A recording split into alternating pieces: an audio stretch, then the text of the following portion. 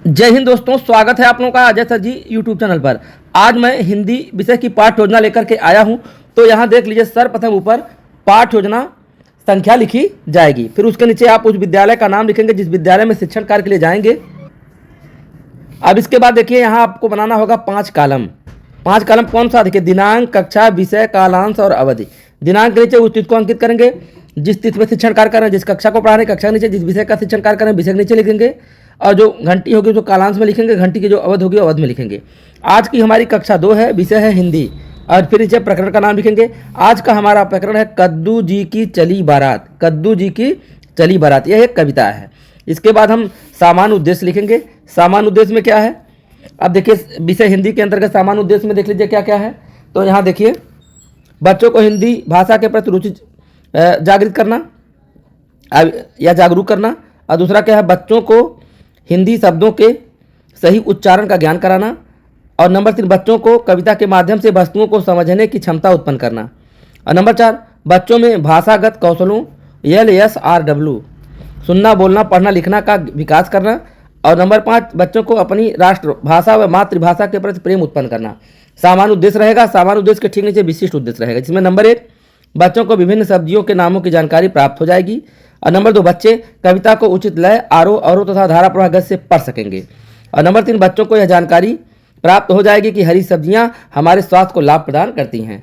अब फिर उसके नीचे हम शिक्षण विधि लिखेंगे। शिक्षण विधि प्रश्नोत्तर विधि, व्याख्यान विधि और स्पष्टीकरण विधि। इसके बाद सहायक सामग्री है। सहायक सामग्री में फ्लैश कार्ड पर बने चित्र, सब्जियों का चार्ट आदि। इसके बाद हम पूर्व ज्ञान, बच्चे का पूर्व ज्ञान लिखेंगे। बच्चों को हिंदी वर्णमाला का ज्ञान है तथा बच्चे अपने परिवेशीय सब्जियों को देख चुके हैं तथा उनके नामों से परिचित हैं। पूर्व ज्ञान के बाद हम प्रस्तावना। अब देखिए, प्रस्तावना प्रश्न में देखिए यहाँ 3 कॉलम रहेंगे। क्रम संख्या, छात्र अध्यापक कथन, छात्र कथन। पहला प्रश्न किसी एक बच्चे को खड़ा करके पूछेंगे, बारात जाने वाले लोगों को क्या कहते हैं? तो छात्र बताएंगे बाराती कहते हैं। दूसरा क्या है? दूसरा प्रश्न पूछेंगे, बाराती बारात में क्या करते हैं? तो छात्र बताएंगे नाचते, गाते, खाते, पीते तथा शादी लिखते हैं। हो सकता है वो केवल नाचते गाते बताएं, या तो उनसे पूछेंगे और क्या करते हैं?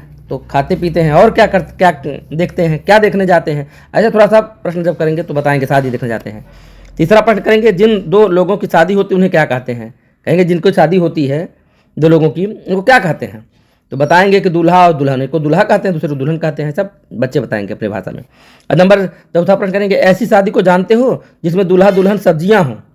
अर्थात ऐसी शादी के बारे में बताओ कि जहाँ दूल्हा दुल्हन ये मनुष्य नहीं है, केवल सब्जियां हैं। छात्र मान जाएंगे एक ऐसी बारात, एक ऐसी शादी, छात्र मान जाएंगे। यही समासात्मक प्रश्न हो जाएगा। फिर उसके बाद उद्देश्य कथन कहेंगे, बच्चों आज हम लोग कद्दू जी की चली बारात कविता का रसास्वादन करेंगे। फिर प्रस्तुतिकरण। प्रस्तुतिकरण 2 कॉलम बना लेंगे, छात्र अध्यापक कथन और छात्र कथन। यहाँ देखिए, छात्र अध्यापक छात्रों को विभिन्न सब्जियों के चार्टों को दिखाते हुए उचित भाव, भंगिमा तथा शुद्ध उच्चारण के साथ कविता का वाचन करेंगे। छात्र ध्यानपूर्वक सुनेंगे तथा कविता को साथ साथ दोहराएंगे। फिर उसके बाद आप देखिए, छात्र अध्यापक कथन में देखिए वही चीज़ है कि अब कविता का उचित लय, आरोह अवरोह के साथ पढ़ा जाएगा छात्राध्यापक के द्वारा, अब बच्चों से दोहराया जाएगा। तो एक बार पढ़कर सुनाया जाएगा, फिर दोबारा क्या करेंगे, स्वयं पढ़ेंगे भी और बच्चे से दोहरवाएंगे भी। तो एक बार उचित लय आरोह से कैसे पढ़ेंगे, कद्दू जी की चली बारात हुई बतासों की बरसात। कद्दू जी की चली बारात हुई बतासों की बरसात। बैगन की गाड़ी के ऊपर बैठे कद्दू राजा। बैगन की गाड़ी के ऊपर बैठे कद्दू राजा। सलजम और प्याज ने मिलकर खूब बजाया बाजा। सलजम और प्याज ने मिलकर खूब बजाया बाजा। मेथी, पालक, भिंडी, तोरी, टिंडा, मूली, गाजर। मेथी, पालक, भिंडी, तोरी, टिंडा, मूली, गाजर। बने बराती नाच रहे थे आलू मटर टमाटर। बने बराती नाच रहे थे आलू मटर टमाटर। कद्दू जी हंसते मुस्काते लौकी दुल्हन लाए। कद्दू जी हंसते मुस्काते लौकी दुल्हन लाए। कटहल और करेले जी ने चाट पकौड़े खाए। कटहल और करेले जी ने चाट पकौड़े खाए। प्रातः पता चली यह बात, सपना देखा था यह रात। प्रातः पता चली यह बात, सपना देखा था यह रात। तो ऐसे उचित लय आरोह और अवरोह के साथ बच्चों स्वयं पढ़ेंगे, फिर साथ से भी दोहरवाएंगे। अब इससे संबंधित कुछ बच्चों से प्रश्न भी करेंगे इस पाठ से संबंधित।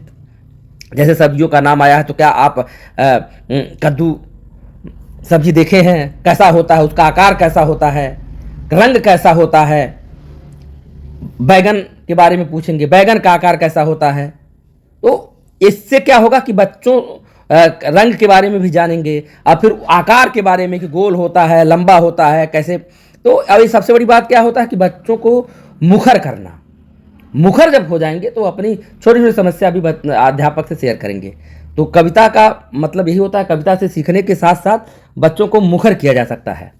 ये सब चीज़ें छात्र अध्यापकों ने किया जाएगा। फिर यहाँ देखिए श्यामपट्टकार में बहुत सारी सब्जियों का नाम लिख करके ले जाएंगे और यहाँ लिख देंगे, चार्ट पे भी लिख करके ले जाएंगे, वैसे भी और भी ज़्यादा श्यामपट्टकार पे लिख देंगे। फिर उतारने के लिए कहेंगे, इसको निरीक्षण कार्य में दर्ज किया जाएगा। जैसे श्यामपट्टकार में क्या, कद्दू, बैगन, सलजम, टमाटर, भिंडी, तोरी, लौकी, करेला, मूली, आलू, मटर, कटहल, शिमला मिर्च, पालक, गाजर। निरीक्षण का छात्र अध्यापक छात्रों के कार्यों का निरीक्षण करेंगे जब वह श्यामपट्टकार उतार रहे होंगे। पुनरावृत्त प्रश्न करेंगे बच्चों से कि किस सब्जी की बारात जा रही है, कौन कौन बाजा बजा रहा है, दुल्हन कौन थी। तो गृहकार्य में बच्चों कविता की आप लोग 4 पंक्तियां याद करके आएंगे। नीचे हस्ताक्षर पर्यवेक्षक, फिर हस्ताक्षर छात्र अध्यापक। तो इसी साथ ये पाठ योजना जो है समाप्त कर रहा हूँ। पसंद आए तो लाइक करिएगा और अगर चैनल को सब्सक्राइब नहीं किया सब्सक्राइब कर लीजिएगा। धन्यवाद।